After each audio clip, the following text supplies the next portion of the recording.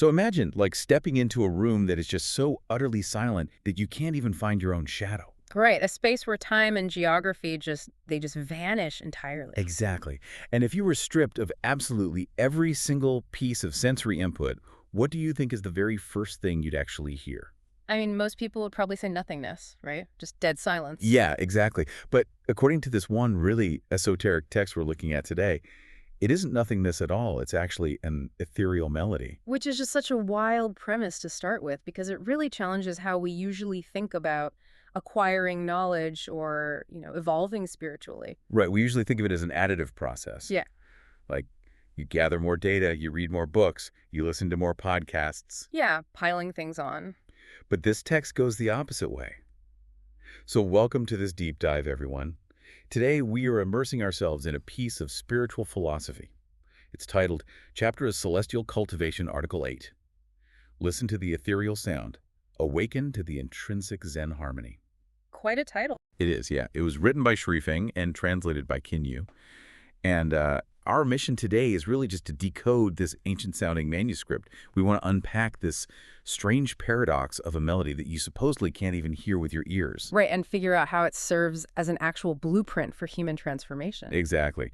So to set the stage for this, we have to look at how Shrifeng describes the environment you need to even begin this process. Yeah, the text talks about entering this state of boundless silence. And, this is way beyond just finding a quiet corner in your living room. Oh, for sure. The author paints a picture of a state where the human realm itself just ceases to exist. Like you can't see the sun or the moon, the rise and fall of whole eras just sort of fade into absolute nothingness.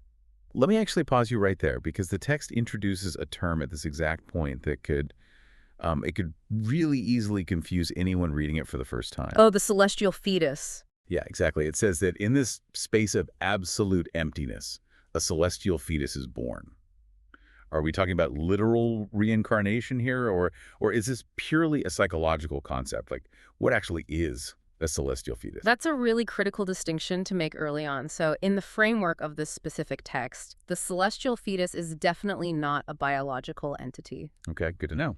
Right. And it's not the literal rebirth of a physical body either. It basically represents the birth of a completely unconditioned, pure awareness. Unconditioned, so like stripping away all the baggage. Exactly. When you strip away your personal history, all your anxieties, all your societal conditioning, what remains is just the raw essence of your consciousness. Wow. And the text refers to that enduring, uncorrupted awareness as the celestial fetus. And it's only when this awareness is totally isolated from the noise of the outside world that this elusive, ethereal melody begins to swirl. Which, I mean, brings up a massive, completely counterintuitive problem. Right. If you are in a place where all earthly clamor has faded and you've essentially just left the sensory world behind entirely, how are you hearing anything? Yeah, because our entire understanding of hearing relies on acoustics, right? Vibrations in the air moving through the ear canal, hitting the eardrum. Exactly. But the author seems really highly aware of that contradiction. Oh, absolutely. The text explicitly states that this music is not heard through the ears. Instead, it uses this rhetorical technique of, negation to describe the sound. It's surprisingly poetic about the negation, too. It says, you aren't listening for the wind combing through a bamboo forest. Right. It isn't the warbling of orioles in the trees. You aren't straining to hear the strings of a zither or the thundering rhythm of drums. It's none of those natural acoustics. Yeah, and it goes on to say it resembles flowing water, but it's not the sound of actual water. It seems like the murmuring of swallows, but it isn't their call.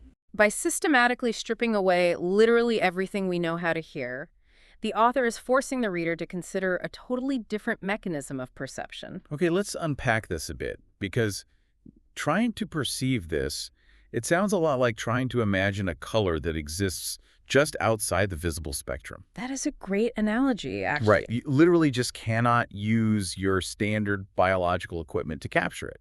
It feels less like an acoustic vibration and more like, I don't know, the hum of your own nervous system. Yeah, or the baseline frequency of your consciousness when it isn't constantly being interrupted by outside stimuli. Exactly. The text even says this non-sound surpasses the whispers of a lover beside your ear, making your bone marrow and cells dance in delight.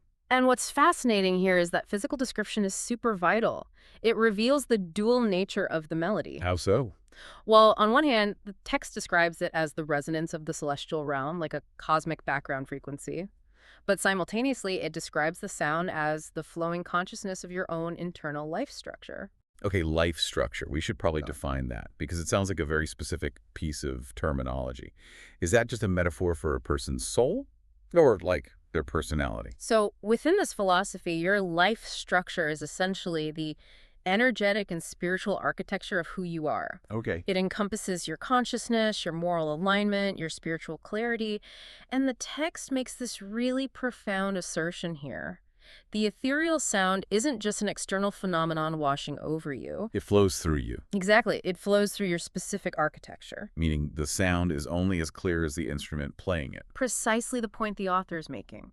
The text actually notes that the more perfect the structure, the more beautiful the sound. Oh, wow. Yeah, so the quality of the celestial music is entirely dependent on the perfection of the listener's internal state, which is why it's so profoundly isolating. Because no one else can hear what you're hearing. Right. The author points out that you alone can hear it. Someone standing right shoulder to shoulder with you cannot grasp it. The person sharing your life has no idea it's happening because they literally have a different internal architecture. So if I want to hear this, and the clarity depends entirely on my own internal structure, I mean, the natural question is, how do I actually tune my internal structure to that frequency? Right, because boundless silence sounds great in theory, but But I still have to exist on Earth. I have to interact with society. I have to, pay rent. exactly. And the author actually provides a very practical three-tiered roadmap for tuning into this frequency. He acknowledges that we are physical beings in a physical world. So what are the tiers? You can view them as the surface layer, the deeper layer, and the ultimate layer of perception. Let's start with the surface layer because that one is fascinating. It doesn't demand that you flee to a cave immediately. It's actually deeply grounded in the physical world. Yeah, the text suggests that you can catch the shallowest frequencies of this harmony in pretty accessible places. Amidst flowers under the moonlight, beside a murmuring brook, in the mountains. Or even in what it calls the land of tenderness, which I thought was a really interesting phrase. It is. That inclusion of the land of tenderness, which basically refers to profound human affection and intimacy, it's a huge departure from a lot of ascetic traditions. Right, because usually mystical texts demand a complete rejection of worldly attachments or physical beauty. Exactly. But Shuofeng takes a totally different approach here. The beauty of nature and the depth of human connection aren't distractions. They are tuning forks. Tuning forks. I love that. Yeah, they temporarily elevate your consciousness, getting your internal structure close enough to the celestial frequency to hear, like a faint echo of the harmony. And here's the catch. If I go sit by a stream tonight or spend time with someone I love, I'm still only hearing the absolute surface of this thing. Right. To go deeper, the text argues you have to fundamentally change both your environment and your psychological state. So moving to the deeper layer. Yes. The deeper layer requires what Shuofeng calls utter tranquility. You have to retreat to an environment untouched by dust, bringing a mind completely free of distractions, and really lose yourself in deep meditation. So it marks the transition from relying on external stimuli to relying completely on internal discipline. Exactly. You're taking away the moonlight and the brook. The tuning fork is gone. Now the mind has to clear away its own noise to sustain that frequency. Which eventually leads to the ultimate layer, the heavenly ethereal music. Yeah. And this is where the requirements become pretty extreme. They really do. To hear the ultimate melody, the text states, the soul must leave the body. It requires a state of no self and no form, accompanied by a flash of divine light where there is neither beginning nor end. It's intense. It is. And honestly, I have to push back on this concept a little bit. Oh, how so? Well, wait. If the ultimate level of this practice requires the soul to literally leave the body, and it mandates a state of no self, that sounds virtually indistinguishable from physical death, or, at the very least, like a complete and permanent psychological collapse of the ego.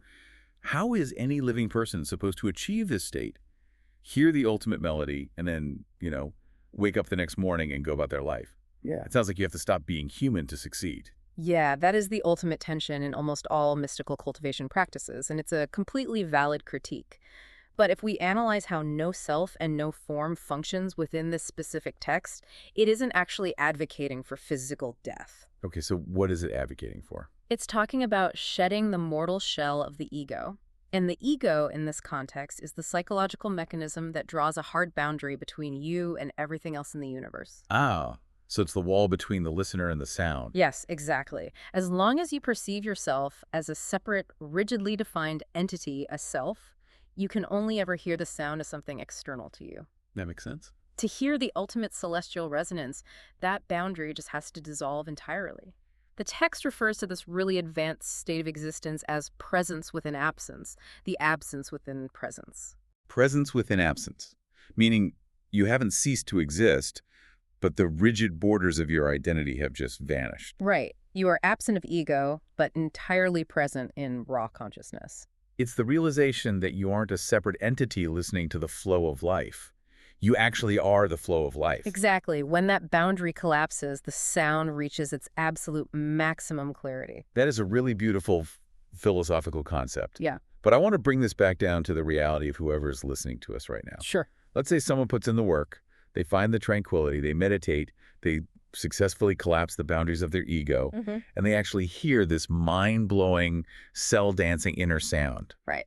What is the actual purpose of doing any of this? It seems like an enormous amount of effort just to experience a silent melody. Well, the author anticipates that exact question. And this is where the text pivots pretty sharply from abstract poetry into a startlingly grounded biological metaphor. Oh, right. The sound isn't the end goal. The sound is a tool for something much, much larger. The great egg metaphor. Yes. The text explicitly calls this one of the 8 great mysteries of life. It describes the human world on Earth, quite literally, as the womb of life. And human beings are characterized as unhatched eggs. It fundamentally reframes the whole purpose of being alive on this planet. We tend to view human existence as the pinnacle of development, right? Yeah, like we're the finished product. That this text suggests it is merely an incubation period. Okay, if we look at this through the lens of like spiritual thermodynamics, the metaphor is incredibly harsh, but it is super logical. How so? Think about a literal egg just sitting on a kitchen counter. It does not remain a perfect egg indefinitely.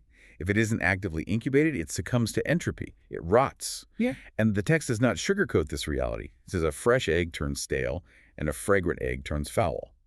Without the application of external energy and internal effort, a closed system simply stagnates and decays. So a human life without conscious cultivation is basically an egg left to rot. And that's where the purpose of the ethereal sound comes in. It's incubation.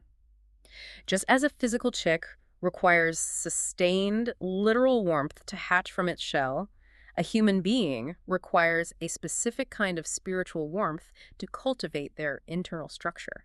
To eventually hatch into a higher state of awareness. Exactly. So where does this warmth come from? Because an egg obviously can't heat itself. Well, the text explains that the necessary warmth for the human soul comes from the revelations of what it calls the greatest creator, as well as the words of gods and Buddhas. Gotcha. So whether someone interprets that as literal theology or just, a profound psychological framework for the universe at large, the internal logic definitely holds up. You need ambient heat from a source greater than yourself. Right, but the ambient heat is only half of the equation. You can place an egg in a warm environment, but if the organism inside doesn't utilize that energy to grow and break the shell, the heat is useless. It just cooks, basically. Right. The individual must personally internalize the warmth of those revelations.